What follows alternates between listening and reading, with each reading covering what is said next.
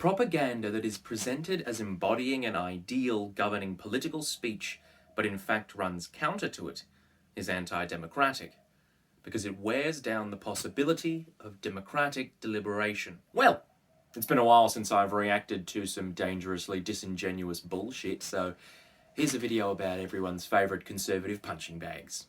Prager University. In case you haven't seen my other videos or the tons of incredible responses online already to Prager University, you may not know just who these people are.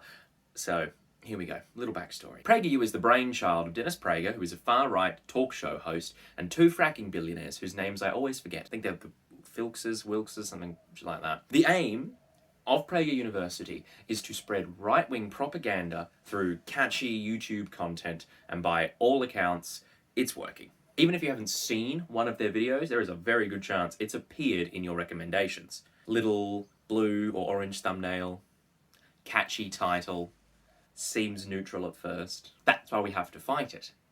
You gotta correct the record here. This kind of shit can't be allowed to sift freely through the discourse, for want of a better word. I've already done 2 responses to PragerU, one on defunding the police and the other on the merits of a tertiary education, although framing their videos on the topics as that would be charitable at best, because PragerU videos aren't designed to answer any questions or educate their audience. No, they're rhetorical devices designed to spread ad nauseum through internet comment sections as ways of shutting down debate with seemingly sound and logical arguments. But all you need to do is a little digging to just see how logically unsound they really are. And in many places, state taxes that you pay to subsidize wind and solar generation. Federal subsidies alone for the wind and solar industries totaled more than $70 billion from 2010 to 2019. In Colorado, first graders are being taught that just because someone looks like a boy doesn't mean they are. Only they can know who they truly are. Gender is something they choose for themselves, based on how masculine or feminine they feel. Or maybe they're not fully a boy or a girl, but something in between. Solidarity forever! Social justice doesn't only ask if the person is guilty. It asks about his economic condition. Is he poor or wealthy? About his upbringing. What kind of childhood did he have? About his race or ethnicity. Is he a member of a group that has been historically oppressed? Justice demands that everyone be equal under the law. Social justice demands that everyone be equal, period. Economically, socially, and in every other possible way. Solidarity forever! If the government gets involved in conservation, say protecting wildlife, it should get involved at the most local level possible, since the farmer, forester, or fisherman in Oregon knows a lot more about his environment than some bureaucrat in Washington, D.C. or Brussels. Solidarity forever! Today, I'm looking at 2 videos by PragerU, which they both target historically disadvantaged communities. And they shouldn't have to be the ones to fight back against this, because it's disingenuous bollocks, and they have better things to do, like, you know, protecting their lives and mental health. So I'm here, you know, helpful white guy, to cop all the heat. Yeah, send your hate to me. I'm white, what are you gonna do? Call me mayonnaise? You're white too, right-wing piece of shit. So let's start with a real doozy. A father's questions for Black Lives Matter. And here's a content warning for police brutality. Now, I'm going to play some clips, but not the whole video. You know, 1, I don't want to get copyright striked for this. You know, it's not worth it getting copyright striked for PragerU. And 2, you don't really need to watch the whole video to understand the context or the subtext beneath the video. But don't worry, PragerU stands. I've got the whole transcript written right up on the screen here, so I will not be changing any words. I consider myself to be a typical Main Street American. One thing that is different about me is that I have a big family. I'm struggling right now because I genuinely don't know how best to support my Black children through this tumultuous and painful period in our history. Some say I should get involved with the Black Lives Matter movement, while others say I should avoid it at all costs. To help me figure this out, I have some questions for the Black Lives Matter Global Network. Dan Collins considers himself a Main Street American, which is a worthless platitude at best and a dog whistle to a white past at worst. But he has adopted 5 Black children, you know, to go with his 8 biological white kids, which is fine, you know, but he apparently wants to support Black Lives Matter, you know, for his kids. And to his credit, like genuinely to the credit of him and the video, not once does he qualify the statement Black Lives Matter with the phrase all lives matter. Like, he just says Black Lives Matter multiple times. So, maybe it's a step in the right direction. It's not. And the first few questions, at the very least, seem genuine. I can see how a father, especially one who I would assume is either moderate or at the very least kind of conservative, would be a bit antsy about property destruction and graffiti. I took my 14-year-old black son downtown to help with the cleanup. As we walked past the charred remains of Chase Bank, I noticed the letters BLM graffitied onto a wall amid the rubble. It was unsettling, as if Black Lives Matter was claiming credit for the bank's destruction. I didn't want to believe that. Just as any parent who has adopted and biological children, I love them all the same. Obviously, I never want to see any of them wrongly accused, mistreated, or targeted because of their skin color. I would happily support any peaceful movement that helps to secure racial justice and equality. Like, I can understand that, even if I disagree that that is the main problem with what happened in the protests of last year.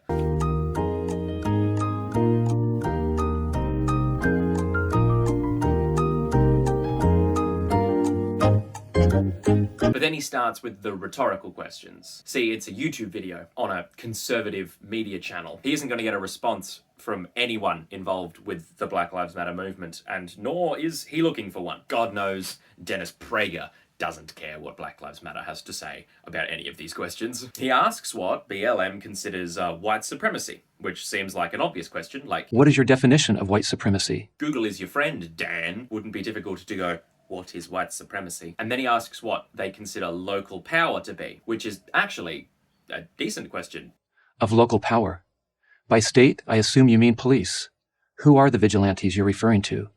And how do you propose to intervene in violence inflicted on black communities?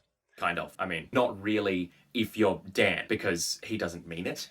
Like, a better phrased version of this question would be, how does Black Lives Matter intend to build a network of local mutual aid groups to protect marginalized communities? But Dan doesn't, again, really want answers, or he would have, again, gone to Google, not PragerU. And it doesn't really matter what they say, does it, Dan? Because you're just going to talk over them nonetheless. Why do you support the police so much, Dan? Like, what's your cop boner here? I got my bike stolen 2 weeks ago, and I can tell you right now, the police haven't found it yet. The case was functionally closed as soon as I walked out of the station.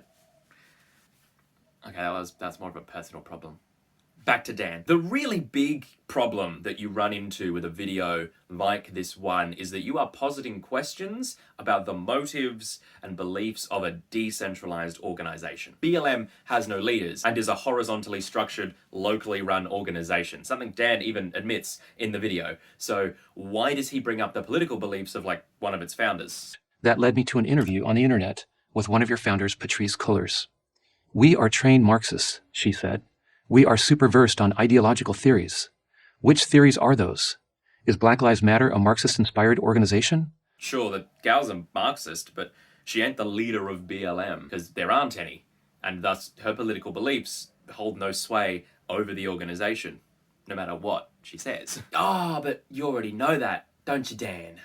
You're just asking the questions with the intent of painting the organization with the dirty red commie brush, aren't you, Dan? That's the problem with the appeal to authority in this situation within a decentralized organization. There's no authority to appeal to. But I digress, because that's the point of the video. It goes from seemingly genuine sounding questions about BLM tactics from a probably, again, mildly or very conservative man who seemingly wants to support his 5 black children to a piece of blatant rhetoric and propaganda. As an organization, do you believe in and support the Constitution? Do you honor the flag, or do you view it as a symbol of oppression? Who gives a tit whether an organization cares about the American flag? It's a piece of fabric, Dan. And yes, 'tis a symbol of oppression. Then there's the MLK quote, the one conservatives love to throw back in your face. Do you believe that people should be primarily judged by the content of their character or the color of their skin? Yeah, take that, reverse racism. But there are some key moments in the I Have a Dream speech that they don't bring up as often, because they're not as helpful to their arguments. We can never be satisfied as long as the Negro is the victim of the unspeakable horrors of police brutality. And some of you have come fresh from narrow jail cells. Some of you have come from areas where your quest for freedom lest you battered by the storms of persecution and staggered by the winds of police brutality. It's almost like MLK's dream was that his kids wouldn't get shot and beaten by cops. Not that you, as a white dude, would feel okay upholding a racist system whilst those who look like your children suffer. I mean, MLK was a socialist too. Like, his letter to Coretta. Do these words make him any less correct, Dan? It's not like you're bringing up the MLK quote to argue in good faith. From there, it's just some more unanswerable dog whistles. Do you condemn property destruction? Do you support or condemn destruction of personal and private property of others? Do you support destroying statues? Do you believe in the defacing and destruction of statues, monuments, and other public property? Etc., etc. You know, if you say yes, you're slandered as violent. If you say no, the movement becomes a toothless tool of the system, unable to really force real change because the stakes will never be raised. Do you plan to defund or eliminate the police? Do you believe that police departments need to be reformed, or to be defunded, or to be eliminated altogether? I mean, this one is literally on their website. You really didn't do any research here, Dan. Like, you could have just read it. And then also the literature on why it's a good idea, but again, rhetorical questions. Finally, he comes to the questions of money. BLM has raised a lot of money, like Dan says, but he seems to be under the impression that that money is being used to further some ideological mission, when it could be used to, you know, help people, specifically black people hurt in the riots. Yes, of course, the Black Lives Matter global movement should be paying out the victims of the violence that was almost always escalated and caused by the police. This is a girl!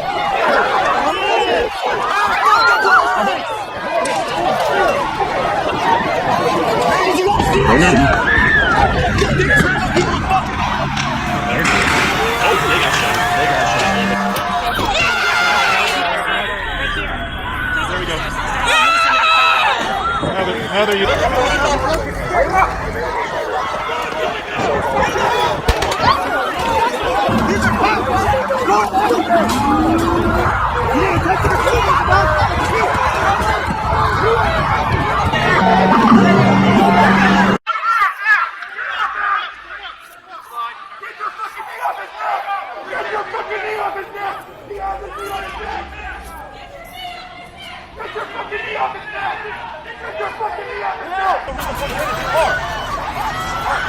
That bitch better be on safety. I'm saying. Yeah, you.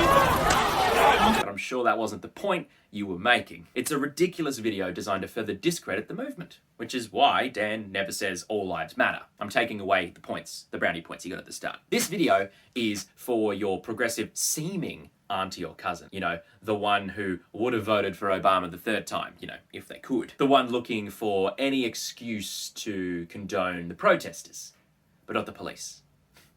You know the one. I think we can move on to the second video now. Content warning for transphobia. Really sorry about this one. Trans people have it hard, like super hard in society. Imagine trying to live in your own skin and do the things that you love, but are always prejudicially treated for it. And that's the story of trans sports people. They get the real rough end of the stick here, and that's of course what the second video is about. And by video, I of course mean blatant propaganda. A repost of a video from last year that they put up again a week ago with a 10-second video of a trans athlete running at the start, as they're apparently running out of dog whistles already. Tisk tisk, get some better content. I've been training to be a championship sprinter since I was 8 years old. With the help of my parents, my coaches, and my teammates, I did it. My sophomore year of high school, in 2018, I was one of the top 5 female high school sprinters in Connecticut. But then, one day, I wasn't.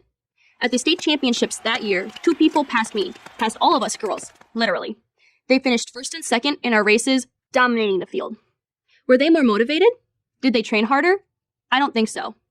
But they did have an edge, a big one we couldn't match. They were trans women who said they were transgender girls.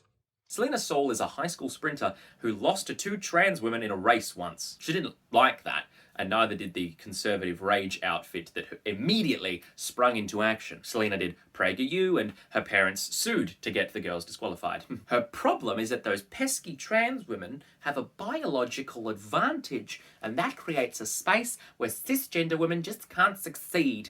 That's functionally it. That's the video. It's 5 minutes of that.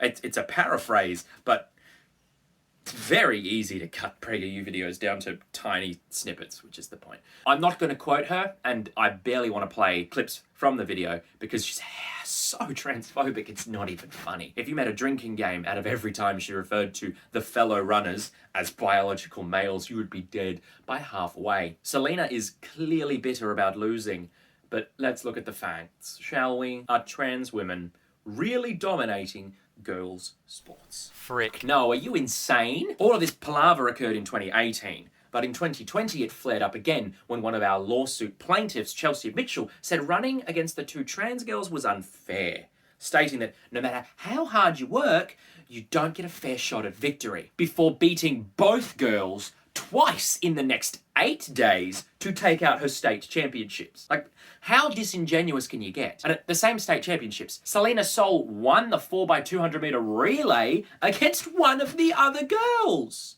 Like, Jesus. I mean, it's classic survivorship bias. You only ever hear stories of dastardly trans women winning events, and thus we think it happens all the time. But the Olympics has allowed trans athletes to compete as the gender they identify since 2004 with full reassignment surgery, and since 2016 if they can show quantifiably smaller amounts of opposite sex hormones in their blood. And in all the years since then, do you want to know how many Summer Olympians there's been? 43,573. You want to know how many trans athletes there have been in that time? 0. Adding in our Winter Olympians, that takes the number to 540,442. And it takes the total number of trans athletes to still 0. You want to know what that is as a fraction? 0 over 0. As a percentage, it's 0%. The Olympics are supposedly the pinnacle of athletic achievement, but if men were transitioning to win events, or if trans women suddenly had this biological advantage,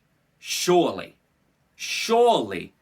someone would have done it there. What utter bullshit. I'm not even going to go into the science about how being off tea for 12 months massively decreases the supposed genetic advantage trans women have to nearly 0, because the research is so easy to find. Like, if you Google trans athlete genetic advantage study on Google, the first 2 results directly state that the advantage is minimal to nothing at all, and the first takes umbrage with the IOC's specific testosterone ruling, but says that we should get rid of gendered sports altogether, a functionally more extreme decision than just letting trans athletes participate. The first one of those studies is even an analysis of the available literature. Like, that's the best you're gonna get. Like, I haven't really done much responding to Selena specifically in this video, and I don't really feel like I need to.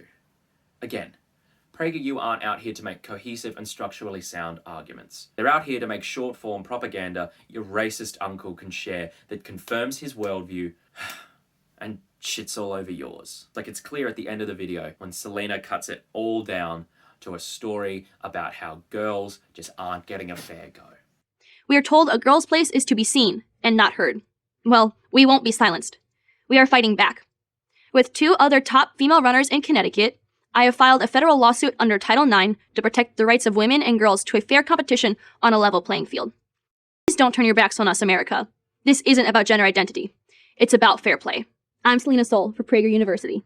PragerU aren't a feminist organization, and they don't give 2 shits about women's sports. Care about making lives harder for trans people. This is why we need stuff like the Gravel Institute, short form content for our side that clearly punches through and, is factual. It takes so long to wade through all this bullshit. Like, they get 5-minute videos where they get to stream facts, and I've now been doing this for fucking how many minutes? One final thing. Michael Phelps's body creates about half as much lactic acid as his competitors. He has an insane genetic advantage that he's exploited to win an insane amount of medals, both world championships, Olympics, national champs, and he is celebrated as one of the greatest athletes of all time. He doesn't have to take medication to artificially create balance, but we force that on so many other athletes, some who aren't even trans. We could be doing a whole lot more to support our people of color and our transgender community, but groups like PragerU purposefully muddy the waters of the